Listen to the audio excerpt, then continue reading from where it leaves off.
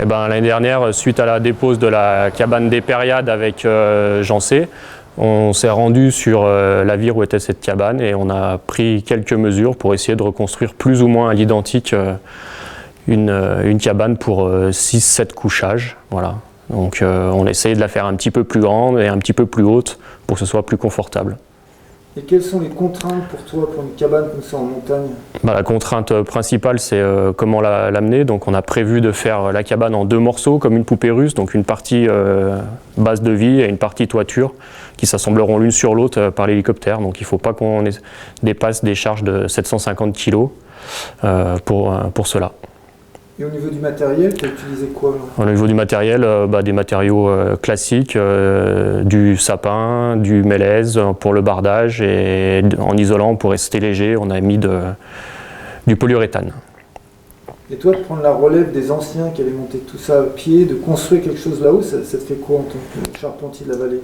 Moi, c'est sympa, surtout que dans ma famille, il y avait pas mal de guides auparavant. Et puis, moi, je ne le suis pas, mais du coup, j'amène ma contribution comme ça à la communauté montagnarde. Ouais, est-ce que tu peux nous dire l'idée que tu as eue là sur la paroi, qui est sur le versant de la cabane, qui est vraiment contre la paroi, qui va venir s'adosser contre la paroi? Quand on est arrivé sur place, on a pris quelques mesures sur la vire et on s'est rendu compte que pour avoir un maximum de place, il fallait qu'on colle la cabane contre le rocher existant et c'est l'endroit qui reçoit toute la neige. Donc déjà on a fait une paroi tout en bardage tôle parce que cette paroi va être exposée à la neige pendant au moins 6 ou 7 mois pendant l'année. Et du coup, on a fait avec la contrainte du rocher, on a pris des mesures pour essayer de venir se coller le plus près du rocher, déjà pour pouvoir la fixer. Donc on a fait ce bardage en tôle et on a fait un toit assez incliné, sans arrêt de neige, pour que la neige s'évacue d'elle-même et ne crée pas de surpoids sur la cabane. On avait pensé à un autre type de toiture avec Jancé, mais après étude, la réalisation était faisable, mais on passait plus en termes de poids pour faire en 2 entités l'assemblage de la cabane. Et la fixation, alors comment tu as prévu? Alors la fixation au départ était prévue posée sur des tiges filetées scellées dans le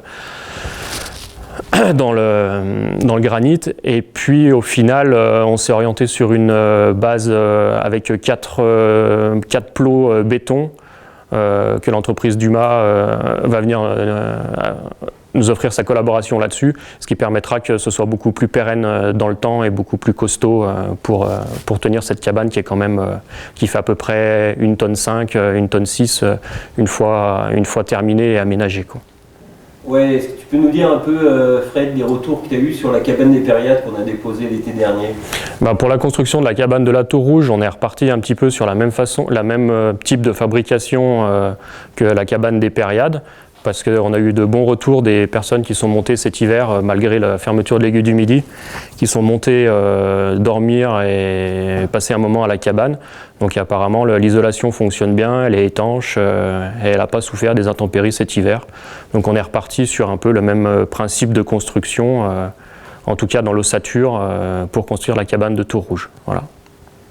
Donc on va faire comme aux Périades, là on fera une plaque et on inscrira tous les noms de tous les donateurs sur cette plaque. Donc tous les donateurs, même ceux qui ont donné que 2 €, ils auront leur nom sur la porte de la cabane de la Tour Rouge.